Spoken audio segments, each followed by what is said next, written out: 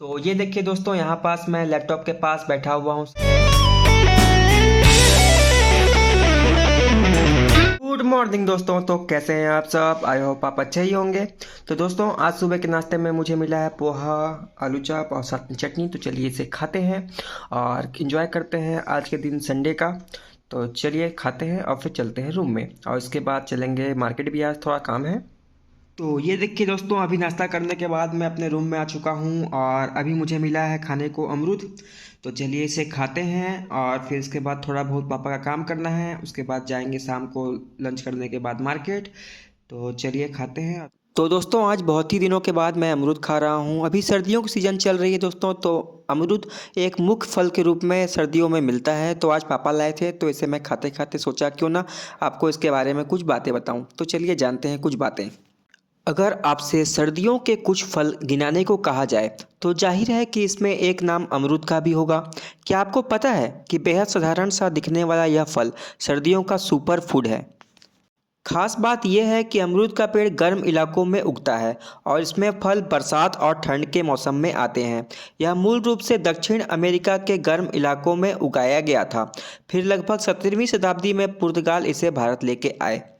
अमरूद का स्वाद मीठा और क्रंची होता है। यह स्वाद के साथ सेहत का भी खजाना है। आयुर्वेद में इसके फल और पत्ती दोनों बेहद उपयोगी माने जाते हैं। भारत, चीन सहित कई देशों में लोग आज भी पेट खराब होने पर अमरूद की पत्तियों की चाय बनाकर पीते हैं। मैक्सिको जैसे कई देशों में पारंपरिक रूप से घावों को ठीक करने के लिए अमरूद के गूदे का उपयोग किया जाता है। इसके अलावा यह मेंस्ट्रुअल क्रैम्प्स और डायबिटीज में भी बेहद लाभदायक होता है। एक अमरूद से हमें डेली ज़रूरत के 4 से 5 गुना विटामिन सी मिल जाता है। यह फाइबर का खजाना है, शुगर नहीं बढ़ाता, इसलिए डायबिटिक लोगों के लिए भी बहुत अच्छा होता है। सबसे खास बात यह है कि यह बहुत महंगा फल नहीं है, इसे कोई भी आसानी से कहीं से खरीद सकता है। तो दोस्तों, ये था अमरूद से जुड़ी कुछ रोचक बातें। तो चलिए अब चलते हैं लंच करने और फिर करेंगे पापा का कुछ काम। तो ये देखिए दोस्तों, अभी मैं लंच करने आया हुआ हूँ और आज के लंच में है चावल, दाल, भंटा का सब्जी, साथ में है गोभी का सब्जी।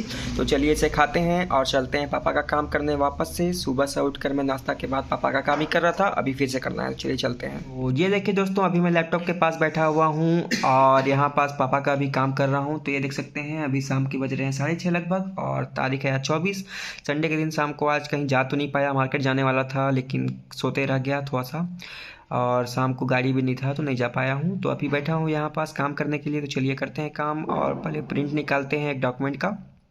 ये कुछ डिटेल निकाल रहा हूँ यहाँ से प्रिंट करने के लिए। तो प्रिंटर ऑन हो चुका है, तो अब करते हैं इसे प्रिंट। तो दोस्तों, अभी मैं डिनर करने आ चुका हूँ पापा के काम करने के बाद, और यहाँ पास अभी मुझे मिला है रोटी, सोयाबीन का सब्जी और भुंजिया और साग। तो चलिए इसे खाते हैं। तो दोस्तों, मैं डिनर करके आ चुका हूँ अपने रूम में और आपको एक कहानी सुनाता हूँ जिसका नाम है दो घड़े। एक बार एक नदी में जोरों की बाढ़ आई। 3 दिनों बाद बाढ़ का जोर कुछ कम हुआ।